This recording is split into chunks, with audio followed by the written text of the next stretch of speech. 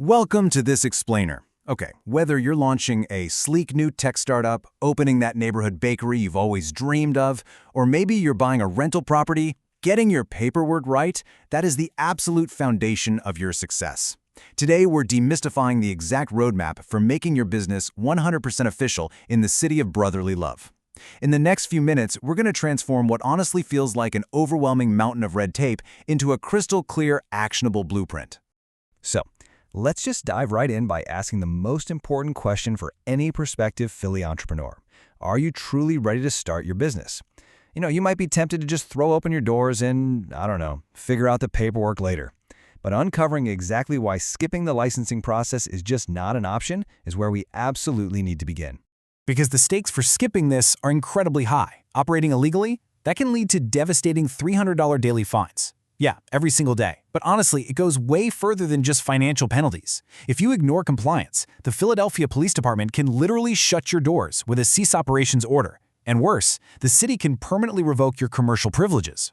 So it's just simply not worth risking everything you've worked so hard to build. Here is our roadmap for today. 1. The cost of skipping. 2. Finding your right license. 3. The step-by-step guide. 4.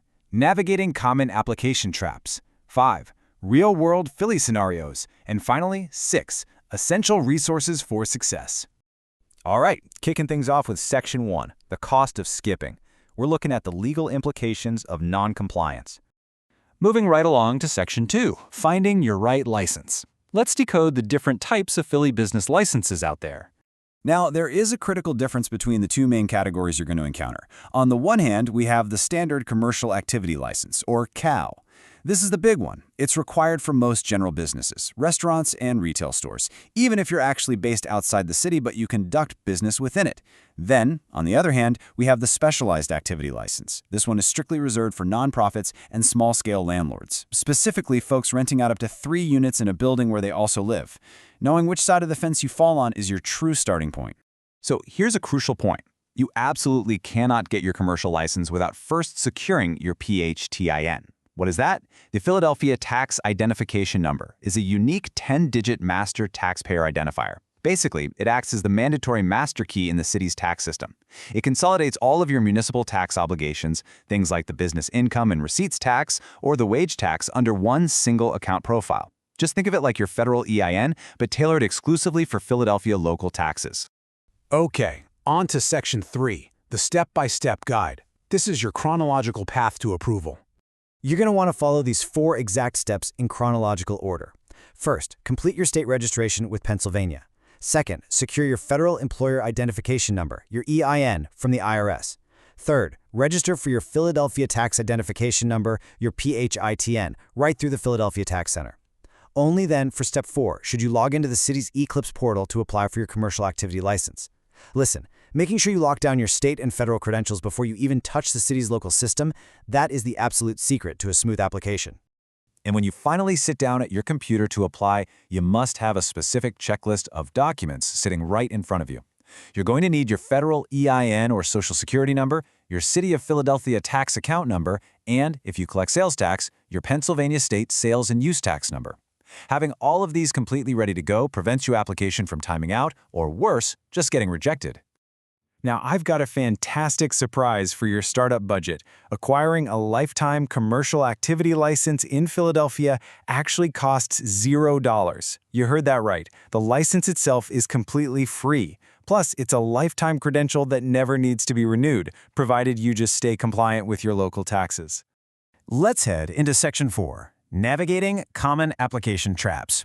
Time to avoid those frustrating bureaucratic pitfalls. So you might be wondering, where do people typically trip up when interacting with the Department of Licenses and Inspections? Well, even with a free license and a pretty clear process, things can quickly get stalled if you aren't paying close attention to the details. The absolute biggest pitfalls? Skipping mandatory zoning use registrations. Under the Philadelphia Zoning Code, every single commercial space must have its specific use registered with the city. Ignoring this results in immediate code violations. Other major roadblocks include simply trying to apply out of order, like, say, trying to get the KAL before your PHTIN, or lacking specific health or trade clearances that are required for your exact industry. All right, Section 5, Real-World Philly Scenarios. Let's apply these rules to some practical case studies. Always keep in mind that obtaining your baseline license is really just step one. Securing your commercial activity license simply answers the basic question, am I legally allowed to do business in Philly?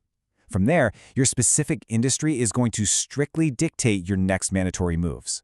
For example, let's say you're an owner-occupant landlord renting out 2 units. You just need an activity license. But if you're a baker selling goods, you've got to secure an Office of Food Protection clearance right on top of your standard CAL. And if you're a general contractor, well, your CAL is just the beginning. You also need to secure a specific Philadelphia contractor's license and provide proof of proper insurance to legally work on any property. Which brings us to Section 6, Essential Resources for Success. These are the tools to help you cross that finish line. I absolutely love this reassuring reminder from the Philadelphia VIP handout. It proves that there is a robust, totally free support network just waiting to assist you. Whether it's pro bono legal help or city-sponsored business advisors, you are absolutely not alone in figuring out all this paperwork. You really don't have to spend an arm and a leg to get it right. Make sure you bookmark the city's business services website and the PA Business One-Stop Shop. You can explore comprehensive registration checklists there that are tailored to your exact industry. These sites will tell you exactly what specialized permits you need. And of course, the Eclipse licensing portal is the digital hub where all of your actual city filing gets done. Just a quick disclaimer here. While this explainer provides a highly detailed general blueprint, a specialized professional should always review your unique legal, tax, and zoning situation. Municipal codes and tax structures can and do change, so personalized advice is definitely an invaluable investment. So, now that the bureaucratic red tape is completely demystified and your foundational roadmap is crystal clear, the only question left is this. Beyond just avoiding fines, what incredible impact will your new, fully licensed venture have on the fabric of Philadelphia? Take these steps, get your filings done, and let's get to work building something absolutely amazing.